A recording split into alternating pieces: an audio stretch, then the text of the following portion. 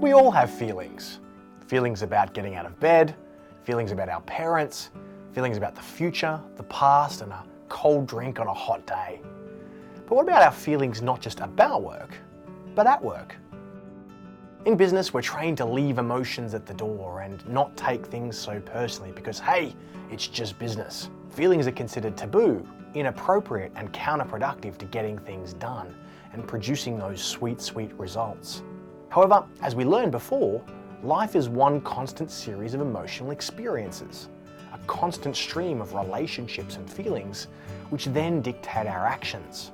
Is it possible to be masterful at not feeling and not have emotions at work? Or is that just something we think we need to have in order to succeed? Think about the time you had a hard week at work because something traumatic was going on in your personal life. Maybe somebody died, or your dog ran away, or maybe you had a fight with your partner and your kids were being really challenging. Did it affect your feelings and performance at work?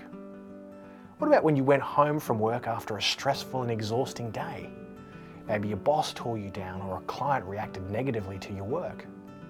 Did it affect your feelings and behaviour at home?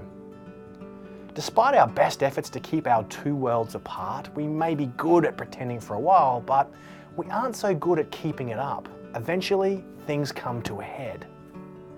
The challenge with leaving feelings at either door is that feelings are not something that can be disconnected and easily left behind. Ignoring or invalidating our feelings and the feelings of others doesn't mean they no longer exist. It just means people operate over the top of them. For example, someone frustrated, angry, and annoyed, pretending that they're enthusiastic, motivated, and excited, doesn't mean that they're enthusiastic, motivated, and excited. It means that they're frustrated, angry, and annoyed, pretending that they're enthusiastic, motivated, and excited. Pretending our feelings don't exist will only work for so long until they reappear with vengeance. Constantly suppressing feelings is the reason why one day, out of the blue, Joy from accounting stood up mid-meeting and stormed out of the room. Many couldn't understand why he would quit over something so trivial. And yet others might say, well, it's been building for a while. Did it come out of nowhere? Was he overreacting? Was someone else to blame? Or was that just the straw that broke the camel's back? You may be thinking, well, if we're constantly feeling, how are we supposed to get anything done? Or work isn't supposed to be fun. We're not saying you need to sit at your desk and cry all day or constantly bounce around the office with childlike excitement. But is it a good idea to pretend your feelings don't exist? Does ignoring or suppressing them actually make them go away? Let's ask our friend Dr. Ari Berman, our resident neuroscientist, to weigh in on what feelings are and what happens to your brain when you suppress them. Feelings and emotion are part of the most fundamental part of our brains called the midbrain, the hindbrain, the ancient brain, as it's called. That's an area of the brain that every species on this planet has if they have a brain.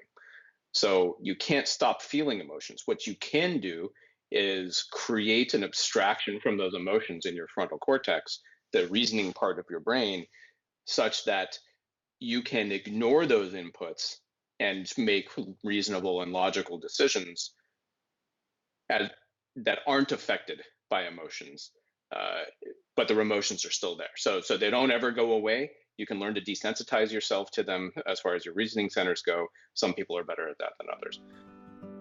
So no, feelings don't go away. And some people are just simply better at hiding them than others. But if you suppress your feelings, what actually ends up happening to them? They show up in your body, they show up as resentment, they show up as exhaustion, and build into something far bigger down the track. We can stop and deal with a moment of frustration now, or ignore it and have to sift through a pile of collateral damage later. If efficiency and effectiveness is the game of business, is ignoring our feelings really more efficient or more effective? Or does it just create the illusion of that?